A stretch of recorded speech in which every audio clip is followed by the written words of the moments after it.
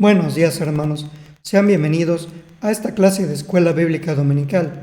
Damos gracias a Dios porque nos da la bendición de poder continuar con nuestro estudio, el conocimiento del Dios Santo.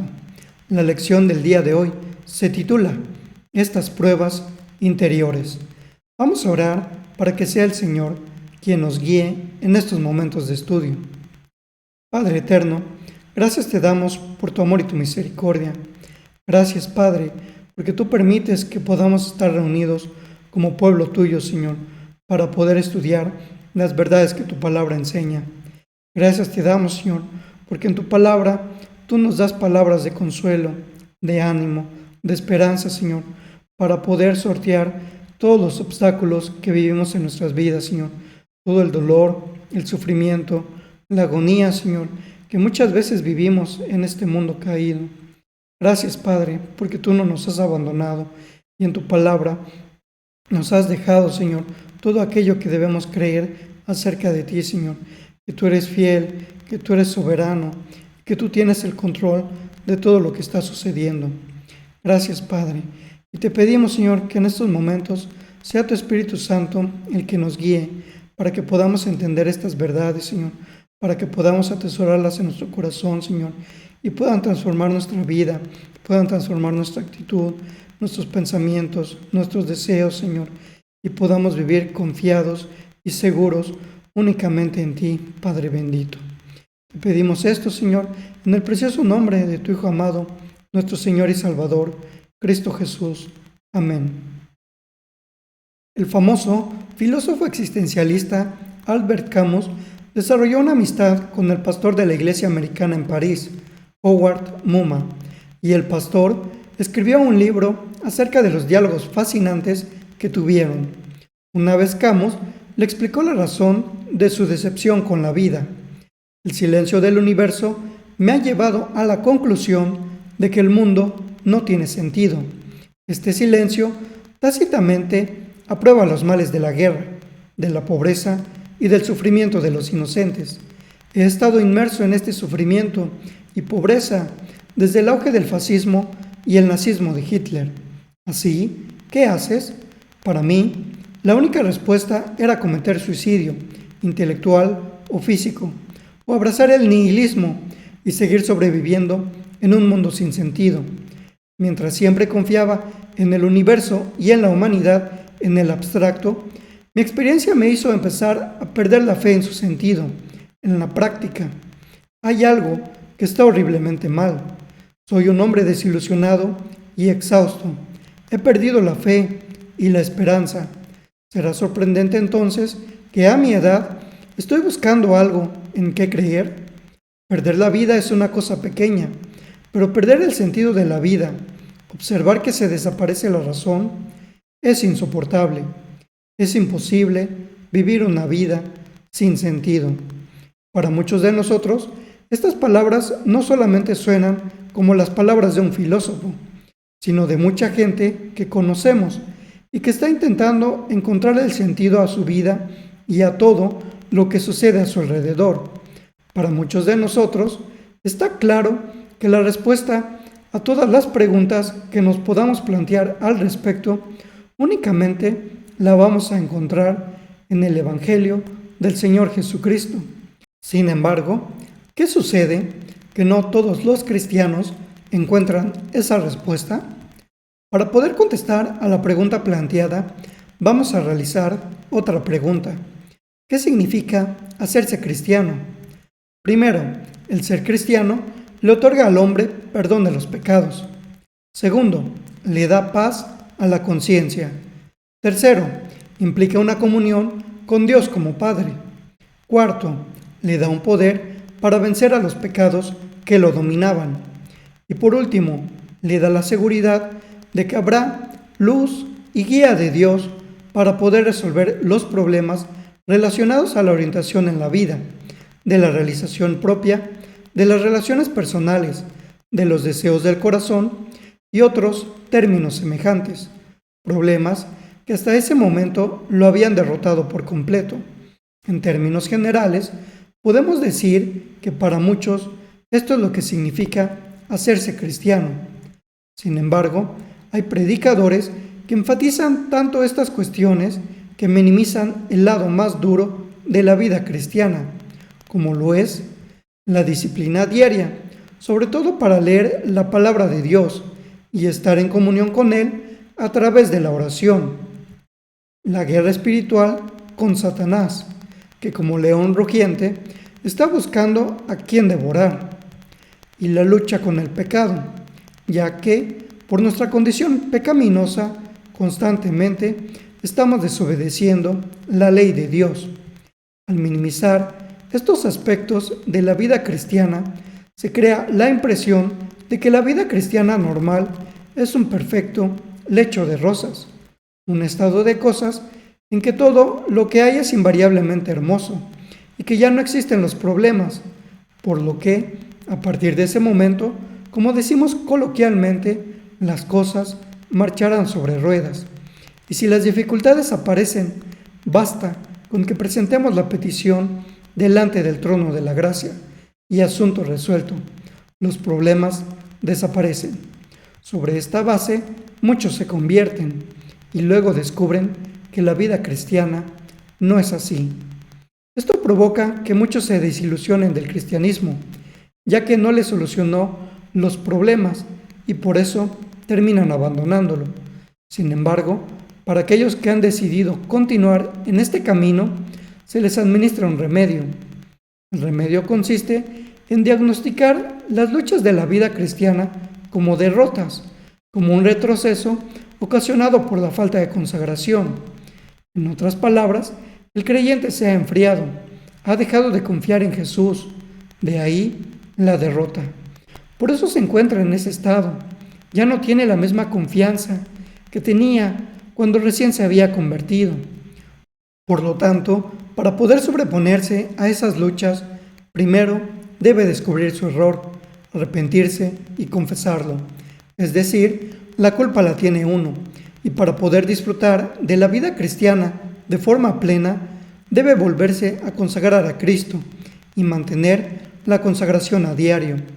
Esto sentencia a los cristianos fieles y dedicados a una vida confusa, buscando cada día fallas inexistentes en su consagración, ya que se tiene la creencia de que si estas fallas se pueden descubrir y confesar, entonces se podría recuperar la inocencia espiritual con Dios. Como consecuencia, hay una sensación de culpa y por lo tanto de pérdida de la fe. En resumen, lo que esos predicadores enseñan es, primero, el cristianismo es la solución a todos tus problemas. Ya no vas a tener sufrimiento en este mundo. Todas tus necesidades serán resueltas por el Señor en abundancia. Y si esto no sucede así, es por tu falta de fe y tu falta de consagración al Señor. Lamentablemente, esta es una enseñanza que se ha propagado en muchas iglesias que se proclaman cristianas.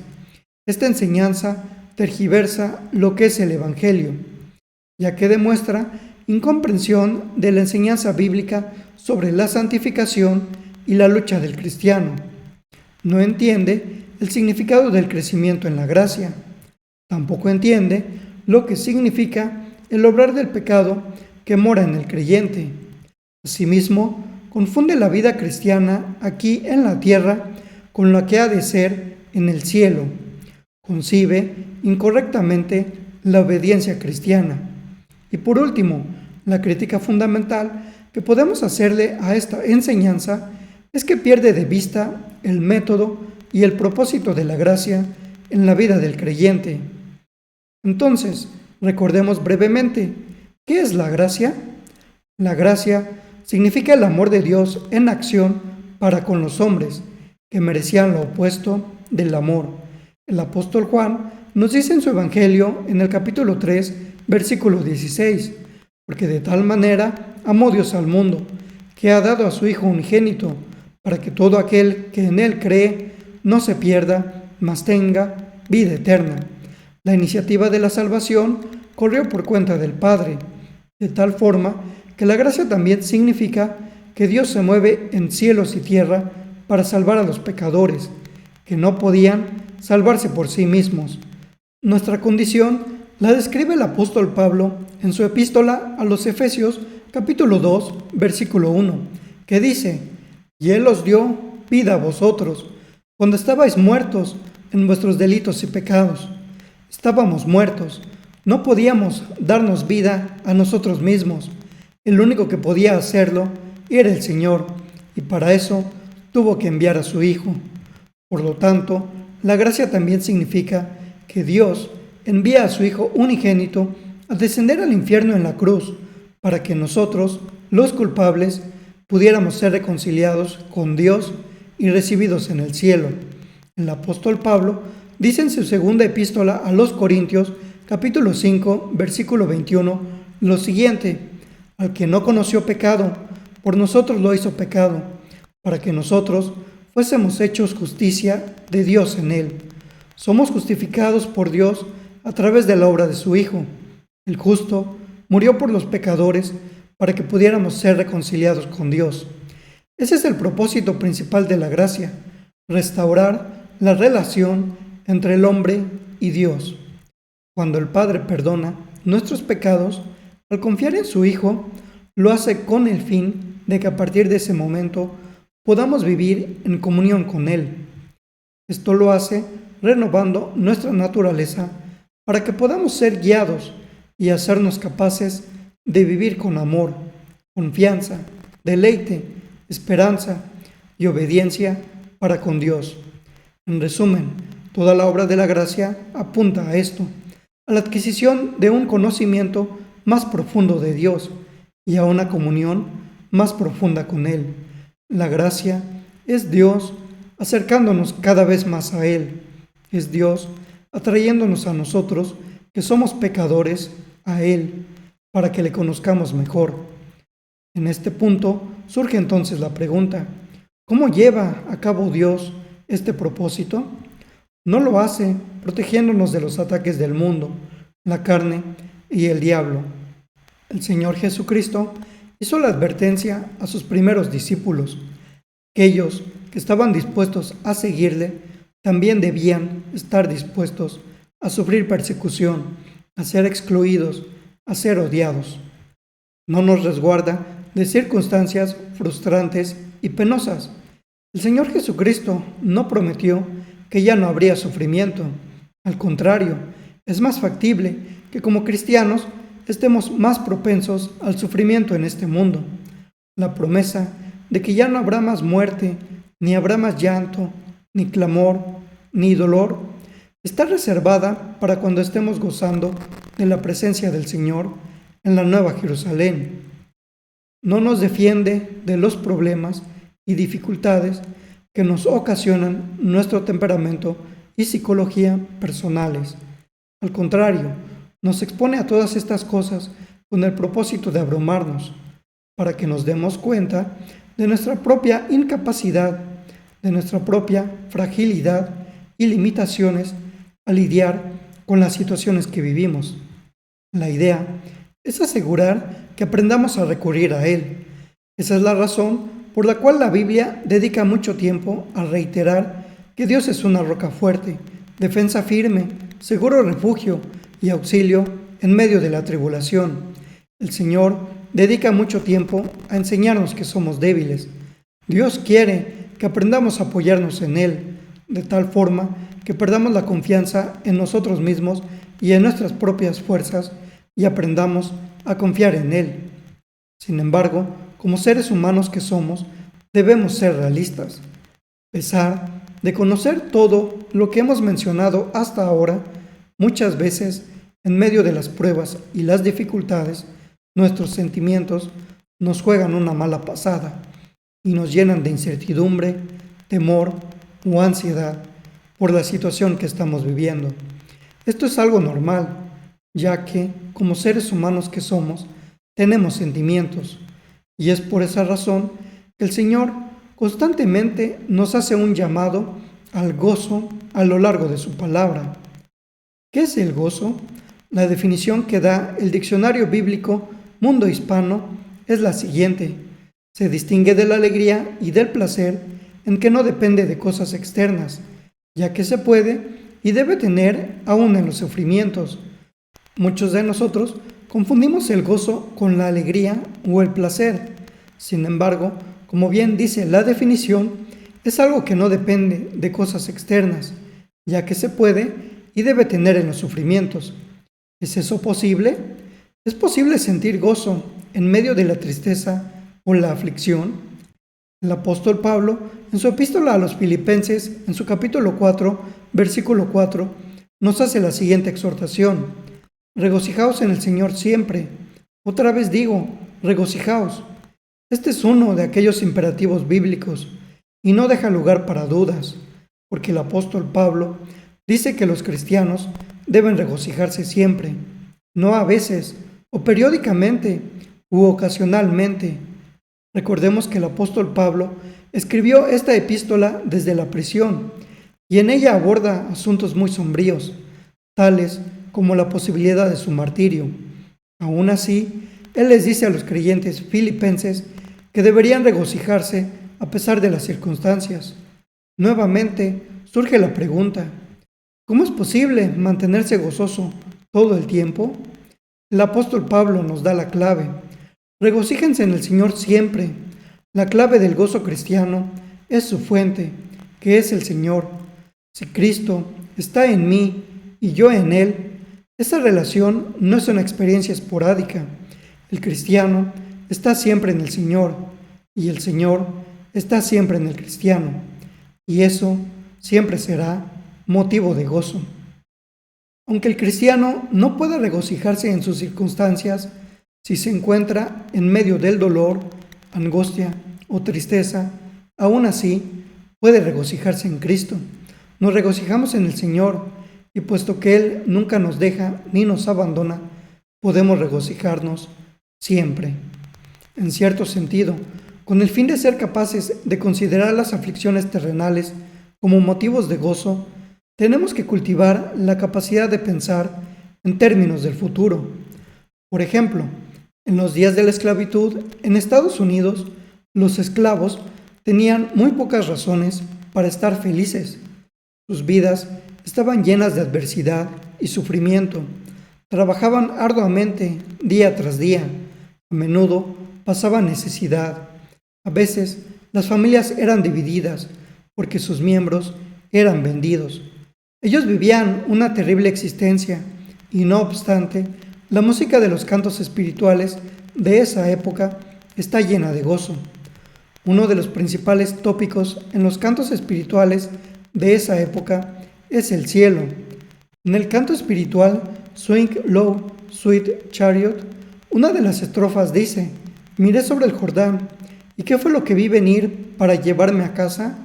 Un grupo de ángeles que venían por mí, venían a llevarme a casa. Este canto fue escrito por un esclavo del siglo XIX. El río Rojo, ubicado en el sur de Estados Unidos, le recordaba al río Jordán y la historia del profeta Elías, que fue llevado al cielo en un carro de fuego. En otras palabras, estos esclavos que eran creyentes tenían puesta su esperanza en las promesas futuras, las promesas que se cumplirán cuando estemos en la presencia del Señor. Esta forma de mirar las cosas está en conformidad con el Nuevo Testamento. Romanos capítulo 8, versículos 16 al 18 dicen lo siguiente: el Espíritu mismo da testimonio a nuestro espíritu de que somos hijos de Dios, y si hijos, también herederos, herederos de Dios y coherederos con Cristo, si es que padecemos juntamente con Él, para que juntamente con Él seamos glorificados. Pues tengo por cierto que las aflicciones del tiempo presente no son comparables con la gloria venidera que en nosotros ha de manifestarse. En los versículos 16 y 17 vemos que el apóstol Pablo reconoce la realidad y la intensidad del dolor que estamos llamados a soportar en este mundo. Es una realidad de la cual no podemos escapar, a pesar de que seamos cristianos. Pero luego, en el versículo 18, nos da palabras de esperanza al hacer una comparación entre las aflicciones que experimentamos aquí y el gozo que se nos ha reservado en el cielo, de tal forma que podemos tener la esperanza y la seguridad que los momentos temporales de angustia y sufrimiento por los que pasamos son como nada, comparados con el gozo guardado para nosotros en el cielo. Sin embargo, el cielo todavía es futuro y el presente suele ser difícil. Cuando estamos enfermos y en el dolor, cuesta mucho sentir gozo. Esta es una realidad que algunos de nosotros vivimos a diario. En este caso, el consejo del apóstol Pablo, cuando pasamos por tales periodos, es recordar que Dios le ha fijado un plazo a nuestro dolor y que pasado ese plazo entraremos en una condición en la que ya no habrá dolor. Debemos confiar y esperar en el Señor, que llegará un momento en el cual ya no sufriremos, ya no habrá más lágrimas, ni más dolor, ni más ansiedad, ni más tristeza, ni más adversidad, así como Él lo ha prometido. Y en este sentido, no podemos eludir el hecho de que en el corazón mismo de la fe cristiana está la verdad de que este mundo no es nuestro hogar. Somos peregrinos en este mundo. Estamos en el mundo, pero no somos del mundo. Nuestro destino final aún nos espera. Por lo tanto, el cielo es la gran esperanza del cristiano. Por último, quisiera dejarlos con estas palabras de John Owen que se encuentran en un himno titulado Le pedí al Señor. Le pedí al Señor que pudiese crecer en fe, en amor y en toda gracia, que pudiese conocer de su salvación y buscar más intensamente su rostro. Tenía la esperanza de que en alguna hora feliz habría de contestar al instante mi súplica y mediante el poder compulsivo de su amor dominar mis pecados y brindarme descanso. En lugar de esto, me hizo sentir el mal escondido en mi corazón y permitió que coléricos poderes del infierno asaltaran mi alma por todas partes. No solo eso, con su propia mano parecía decidido a agravar mi dolor, contrariaba todos los planes honestos que me trazaba, marchitaba mis huertas y me dejaba tendido. Señor, ¿por qué es esto?, gemí tembloroso. ¿Perseguirás a tu gusano hasta la muerte? Es de este modo, contestó el Señor, que yo contesto la oración que pide gracia y fe. Utilizo estas pruebas interiores para librarte de ti mismo y de tu orgullo y para deshacer tus proyectos de gozo terrenal, para que busques en mí el todo para ti. Que el Señor les bendiga. Les agradecemos mucho que nos hayan acompañado a esta transmisión de Escuela Bíblica Dominical. Asimismo, les seguimos invitando a que sigan participando de las actividades que como Iglesia Príncipe de Paz estamos llevando a cabo de forma virtual. A mediodía tenemos nuestro culto de adoración. De la misma forma, si alguno de ustedes tiene alguna necesidad, le invitamos a que se comunique con la Junta de Diáconos, con el consistorio, con nuestro pastor o con la secretaría de la iglesia, para que podamos estar orando por ustedes y ver la forma de ayudarlo en esta necesidad. Que el Señor les bendiga y les guarde.